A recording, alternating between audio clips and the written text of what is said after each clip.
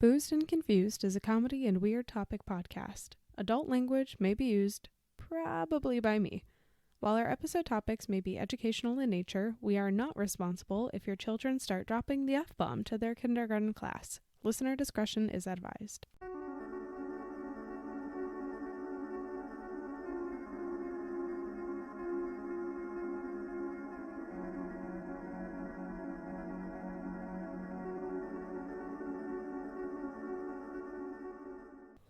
Ahoy, mateys. This is a mic check. Mic check. Welcome back to Booze and Confused. Hey, yeah, we're back. I'm Carolanne. This is Matt. And would it be Booze and Confused if we weren't a day late for our own podcast? Day late, dollar short. Yep. I've got 2 beers in front of me. Yeah, we'll see what happens. Drinking for 2 today. Yeah. Well, oh, God. That's not because of any reason other than I just have not had enough water today. No, you don't drink water. I don't. And then I complain about my head hurting. And then I'm like, maybe caffeine will fix it. Why does my back hurt? Well, you don't stretch. Why does this? Because you don't do the things that you need to do. Anyways, welcome back. Welcome. You've got a me episode today. It's actually pretty interesting. I think all of my topics are interesting, but this one in particular surprised me because I was like, what? And I learned a lot of new things while doing my research. So it's got a lot of references and shit that you can read about if you're interested in more in the show notes. But without further ado, a couple of items before we get into it. So just a smidgen of housekeeping. Yeah, well, the first one is actually a new one. So we are getting back to talking to pod friends, and we have a promo today from our friends at PNW Haunts and Homicides. It's Caitlin and Cassie. They do like true crime and they do paranormal shit and like just spooky shit in general. It's cool though because they do like a tarot reading. Are you counting the amount of times I swear? How dare you? They do like a tarot reading for all of their episodes, which I think is really cool and like a neat little spin. That kind of spooks me out a little bit. Yeah, I enjoy that a lot. It spooks me out a little bit. That's a really cool idea. Yeah. But Matt doesn't vibe with it's the spooky juju. for me. It's spooky. So their full promo is towards the end of the episode. But if you are just like so jazzed about the idea, you don't even want to listen to our episode. Just skip to the last 3 minutes. So that's PNW Haunts and Homicides. I think you can find them on pretty much anywhere you listen to podcasts. So can't really imagine you'd have a hard time finding them.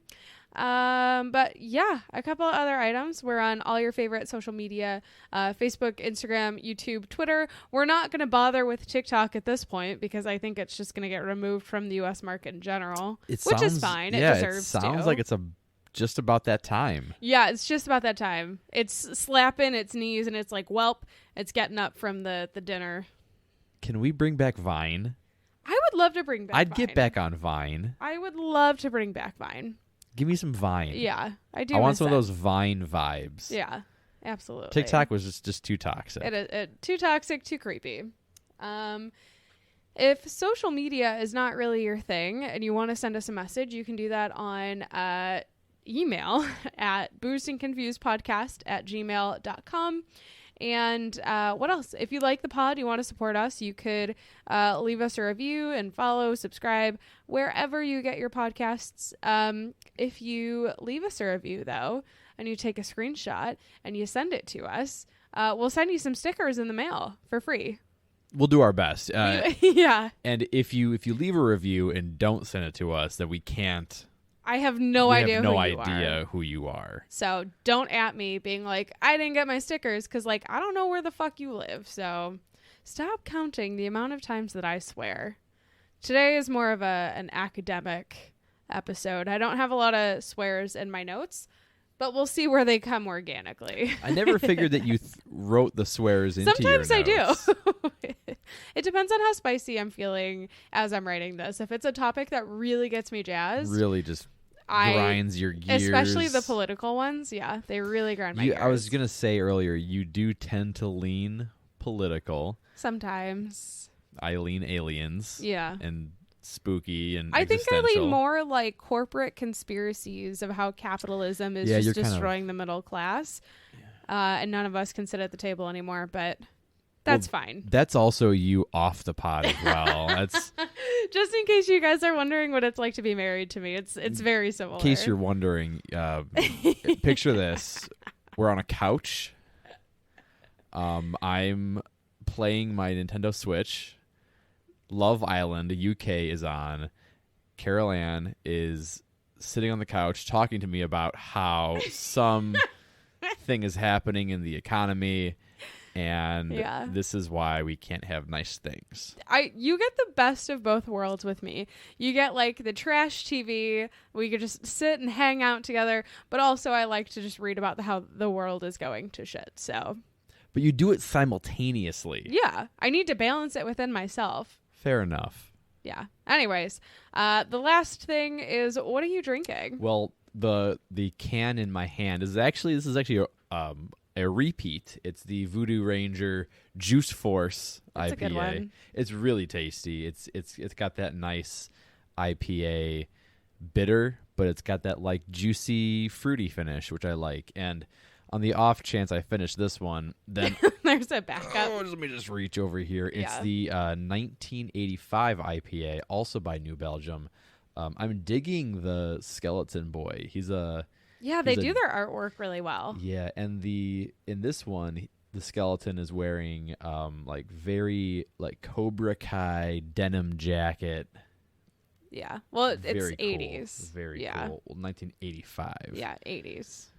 So Cobra Kai. that would be it. Alrighty. Well, if there's no other questions, we'll just get into it. Hold on. Before we start, do you want some water? I can go get you some water. I don't. Because after this, what I'm going to do is eat a concrete mixer and then complain about how I need to go to bed. And then sit on my phone until about midnight. And then wake up and do the whole thing over again. So you don't want any water? No, I don't. Because we've got plenty. No, I don't. But that's a great segue into today's episode. Because you know who doesn't have water? It's Arizona. Arizona. So water has been a really hot topic recently. I actually feel like I was at the dentist today and the news was on while I was getting my teeth cleaned, and it was just like shot after shot of wildfires in Europe with like record high temperatures, and I felt like I was sitting like in a movie watching the news, but this is just reality now, so that's lovely. You're seeing yourself on the screen watching the doomsday news. Yeah, exactly. There's some layers to this. It's like what's that Jake Gyllenhaal movie? Don't Look Up? Day After Tomorrow or something, where like everything freezes over or is on fire, or 2012. Yeah. I think I know what Jake Gyllenhaal looks like, but I'm not so sure, so I don't know. But furry. Ew. Really? Like in a good way, like a good furry. Like he's got a furry face. All right. Well, he's a handsome man. Apparently kind of creepy. Yeah, I can imagine. A lot of people used to date Taylor Swift or something. Yeah. There's a song about him. Yeah. But he's a handsome man. Welcome to the Jake Gyllenhaal podcast. Oh, Jake. Anyway, so back to water. In 2021, nearly half of the U.S. was in a drought after the hottest summer on record, which included us in Chicago, actually. We had a drought for a very long time. And more than 3 billion people in the world were affected by water shortages, which is crazy because I think we obviously live right next to like a major Great Lake. Oh, it's huge. So we're very fortunate in our water supply, but I don't think I realized how bad the water problem is, especially for parts of the South and the West that rely on like private wells. There's an insane story that I read of this woman who bought a house. The well basically dried up and she was like opening her faucets and like just getting sand. And so they ended up having to like leave because they didn't have the $30,000 to drill down further for their well. And it wasn't just her. It was like all of her neighbors. Right.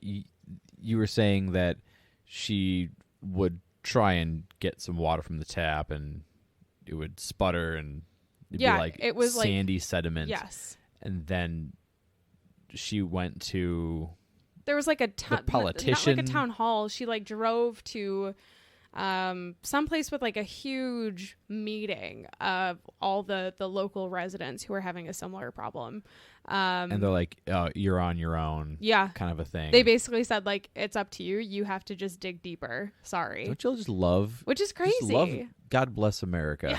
Yeah. So this all is the like Europeans listening to this are like, fuck that place. This is like a bad prequel to like Mad Max. It really is. It's the prequel. It's like, you know how we had the Planet of the Apes prequels? Yes. Yeah.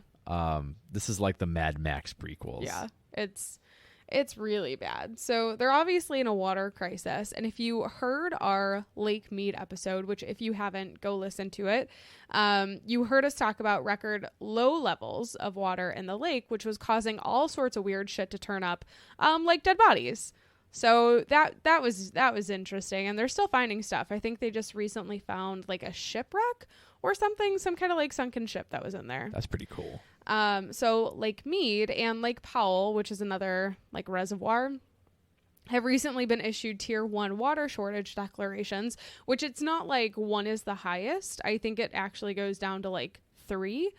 So 3 would be like big flashing red lights. 1 is still like flashing red lights, but like 3 is below 1. If you think about 1 is a little bit higher up and then 3 is below it. So it's like a yellow alert. Yes. Like an orange. Yeah. But it's still actually the first of its kind, which is pretty fucking scary. And I think it should be like red alerts.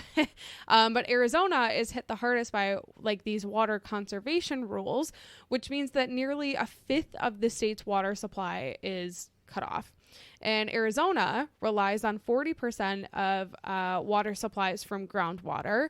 And they're saying that like lawmakers just need to get their shit together and address the unregulated drainage of rural groundwater by industrial farms. Like that's a huge problem in Arizona, which in my mind, granted, I've never been to Arizona. I don't think I want to go because it just seems miserable. It's a dry heat. Yeah.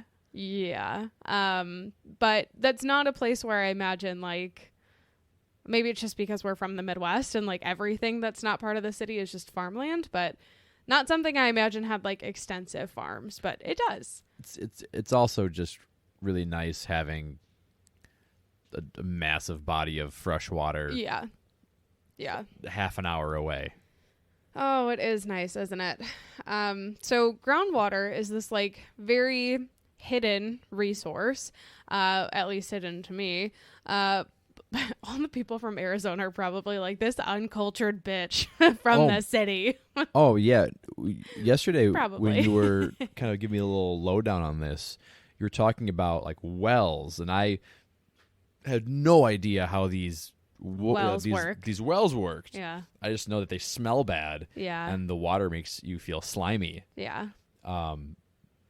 But I guess there's just water underground just chilling. Yeah. It just hangs out there, which is cool. Just wetness. So the groundwater is, this big resource, but it supplies like 25 to 40% of global drinking water, which is a pretty big amount for something that yesterday I didn't really know was a big thing. And so most of the aquifers in North America are beneath the western U.S. And they go all the way back to the beginning of like North America as we know it, which is kind of crazy. So it's like 6 million years, if you want a little history lesson. So the Rocky Mountains like thrust upward. I'm doing a lot of like talking with my hands. The rivers gashed like deep channels in the crust. And then it separated these ranges with basins that pretty much filled with like eroded rock, but it trapped water beneath it. So aquifers, am I saying that correctly? Yeah. Yeah, sure.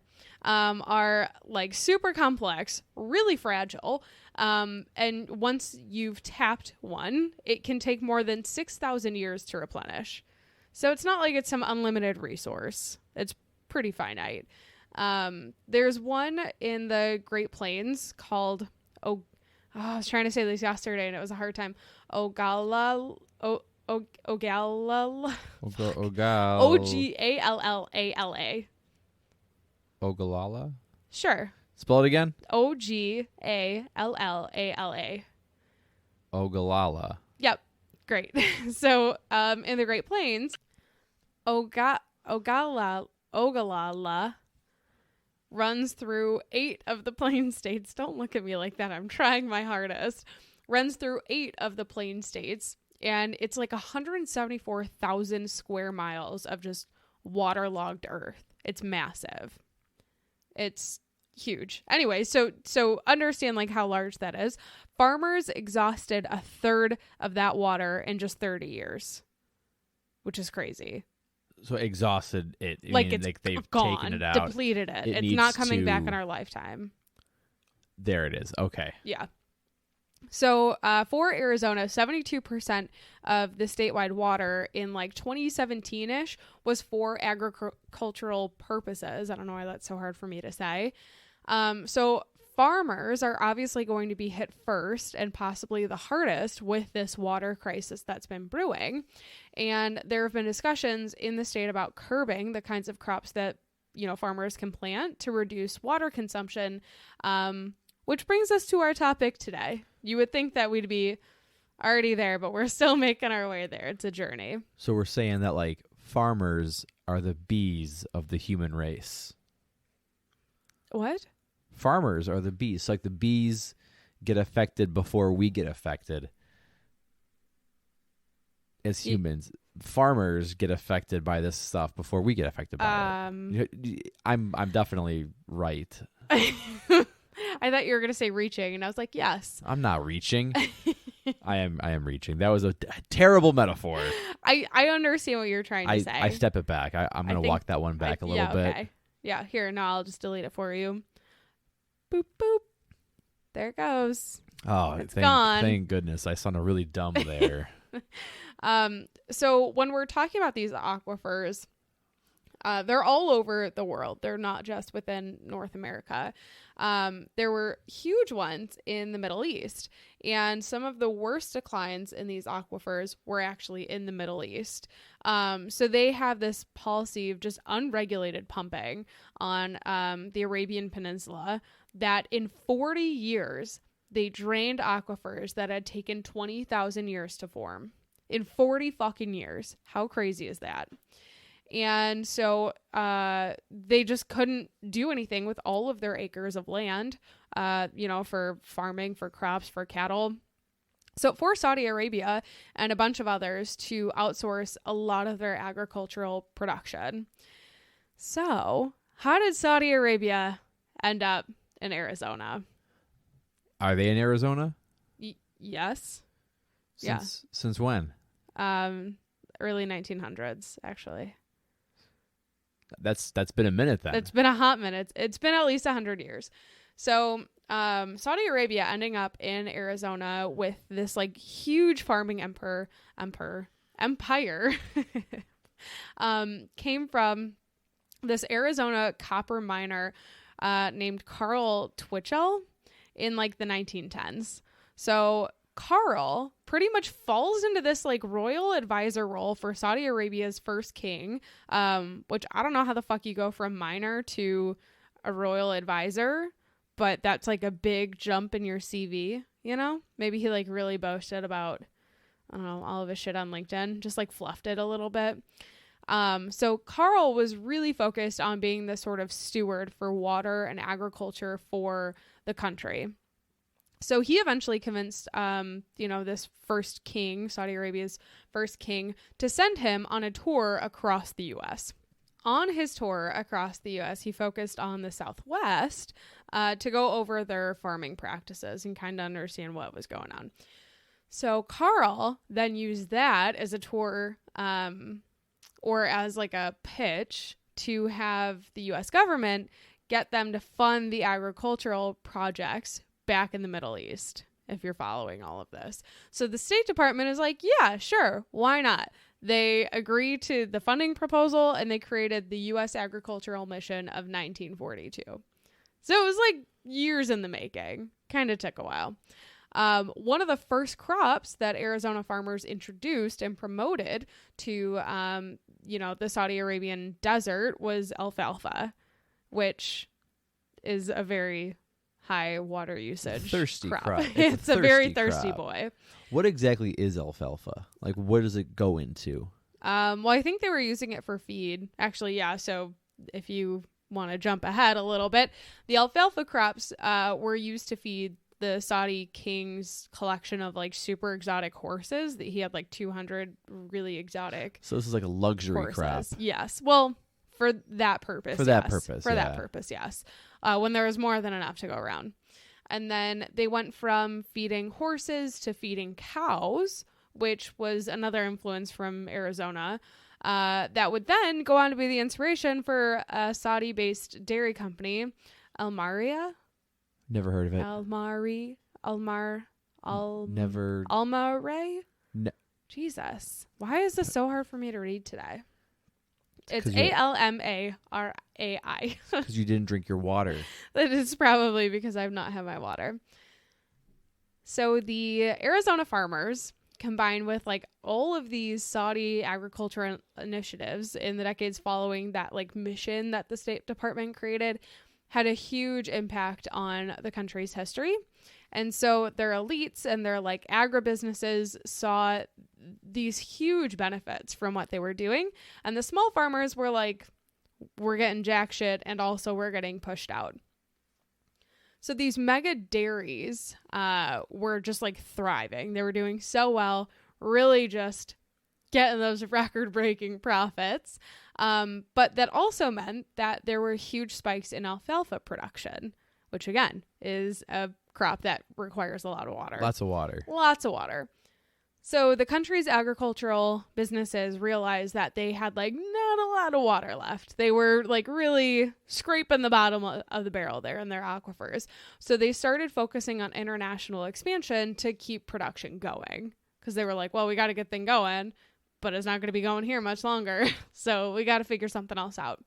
Aside from just the U.S., they also purchased land in Argentina and Africa, and they rank as like one of the top buyers of agricultural land in foreign countries, which is kind of interesting to me. But I guess like it's not super surprising. I only just recently found out that like China also buys farmland within the U.S.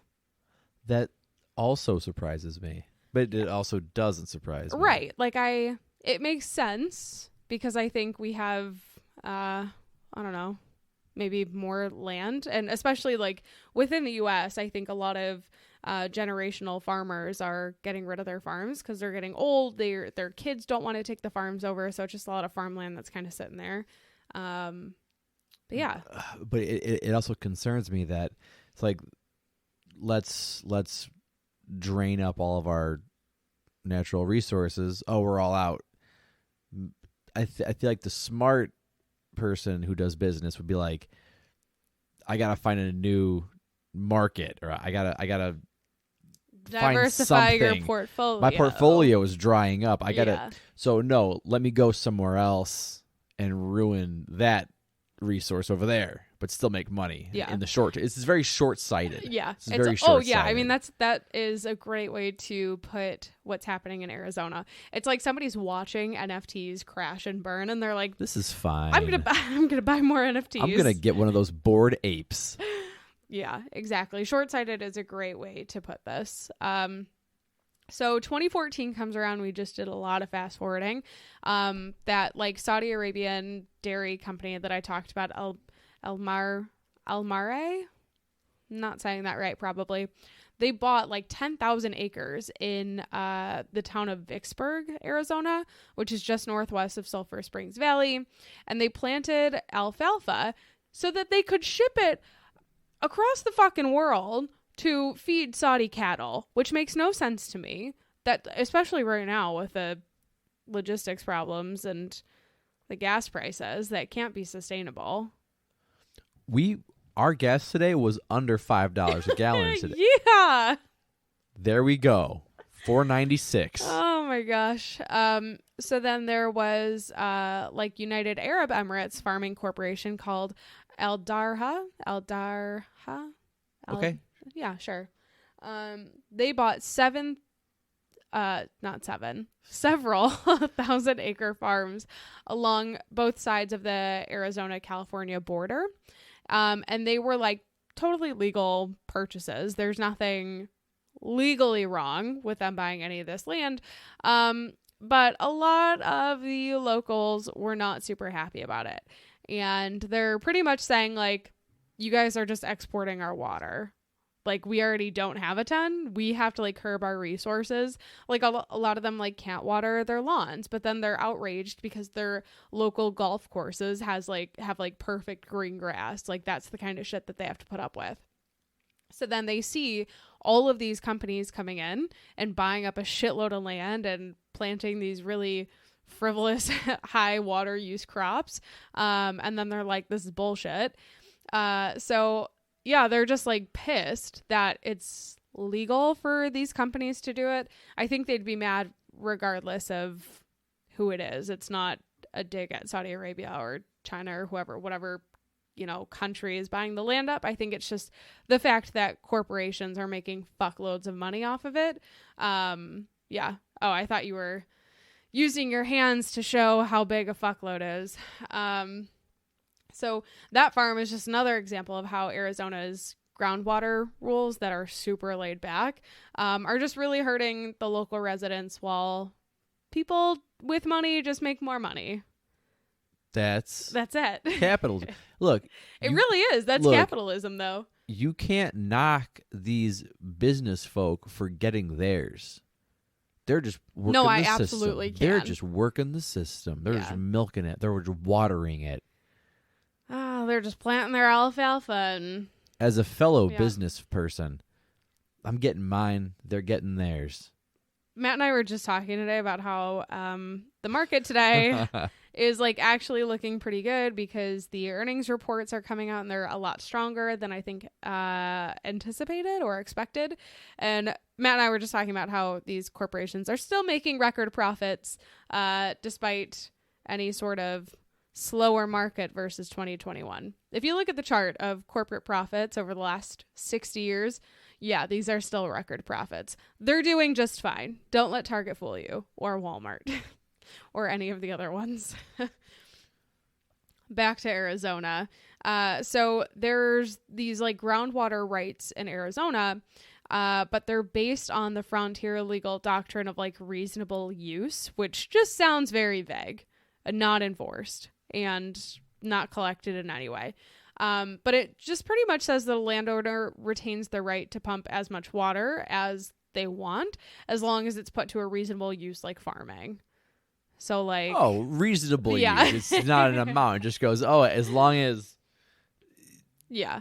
You're doing a thing that we're okay with, you can use as much as you want. That's not reasonable, but okay. Yeah, exactly. And so in the 80s, Arizona became the first state to pass groundwater reform, which sounds great in theory. Nice. And it pretty much says that groundwater is a public right instead of a private resource.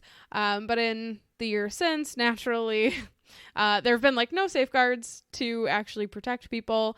No safeguards have been extended beyond maybe like Tucson and Phoenix. So all of these people that live in the rural lands are just getting fucked. And outside of Tucson and Phoenix, there's been like no change since Arizona even became a state in like the early 1900s. So back then, a farmer really only needed to file an intent to drill notice and pay like $150 for this permit. And then you could just pump as much water as you want, which is a great ROI. Reasonable amount. Yeah, that's crazy to me. And so for valley farmers who are growing these high water crops like alfalfa and nuts, it means that like 2,000 gallons, which is the capacity of a tanker truck, were being used every minute, 24 hours a day, with only short breaks for several months. And in 2017 alone, this is mind-blowing to me to really put it into perspective. One farm pumped 22 billion gallons, which is double the volume of bottled water sold in the United States a year. One farm did that in 2017. One farm did that. Isn't that insane? A billion. Yeah, billion. 22 billion gallons, which is almost double the amount of bottled water sold in the U.S. a year. And what were they? Farmland. Crops. Like the nuts. Yeah, the nuts or the alfalfa. Yeah. Isn't that wild? And now this was for a foreign entity? I'm actually not sure which specific farm it is, but I think it just goes to show, like, maybe we need to be rethinking our resources just a little bit. Yeah, isn't that crazy?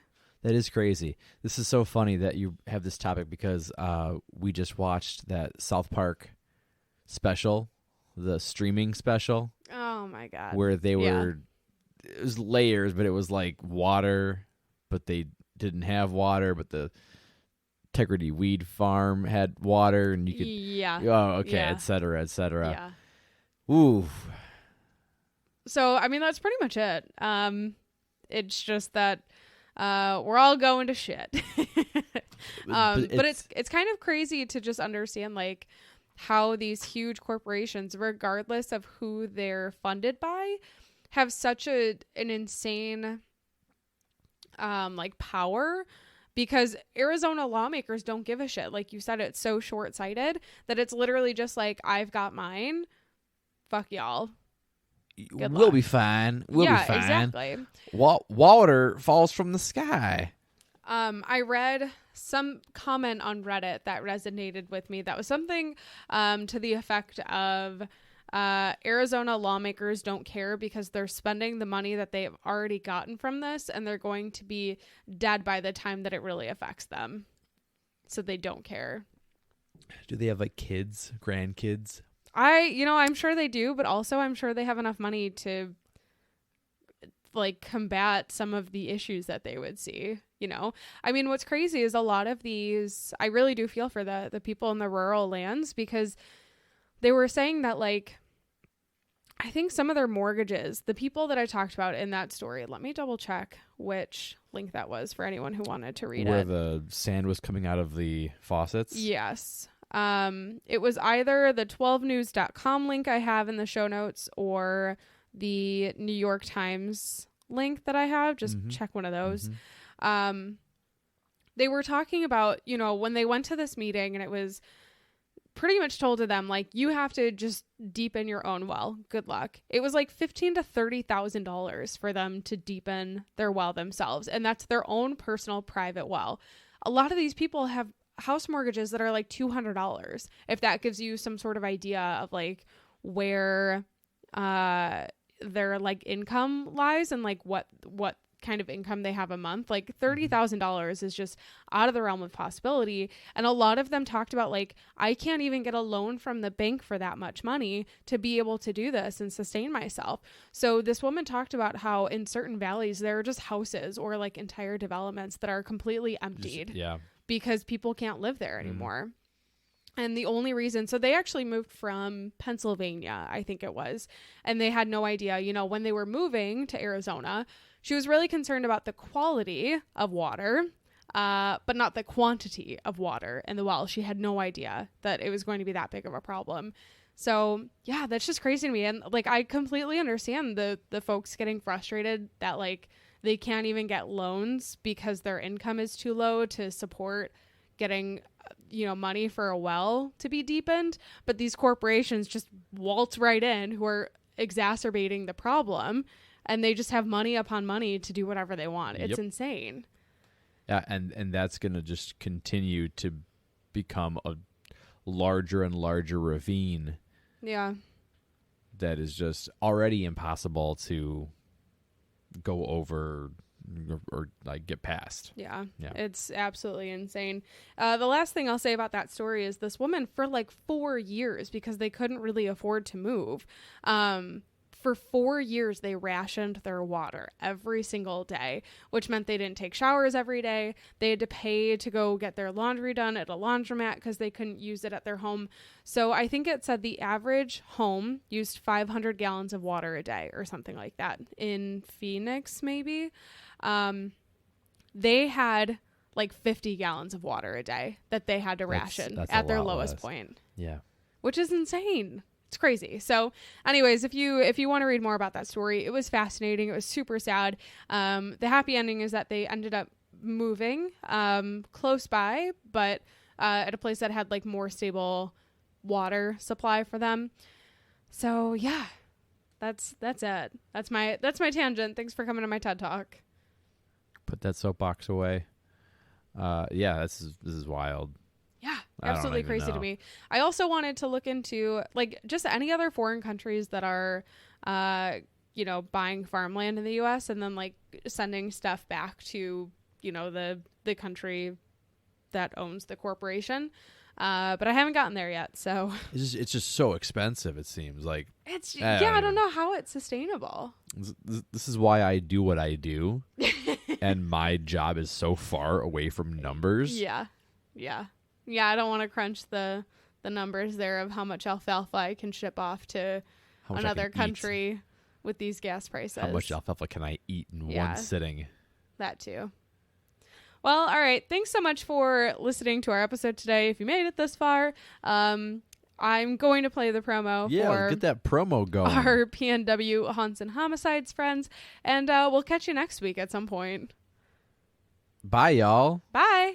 Hey, creepy people. This is PNW Haunts and Homicides. I'm Caitlin. And I'm Cassie. Together, we explore stories of the paranormal and true crime throughout the Pacific Northwest. For each episode, we do a tarot reading to help us gain some insight on the topic as we share the facts of the case and our interpretations. You can find our episodes featuring true stories from infamous cases such as the misdeeds of Boeing, as well as lesser-known true crime cases like the murders in Tunnel 13. As well as our spooky stories from Pike Place and Raven's Manor on Apple Podcasts, Spotify, and anywhere else you'd like to listen. Have a creepy-ass day.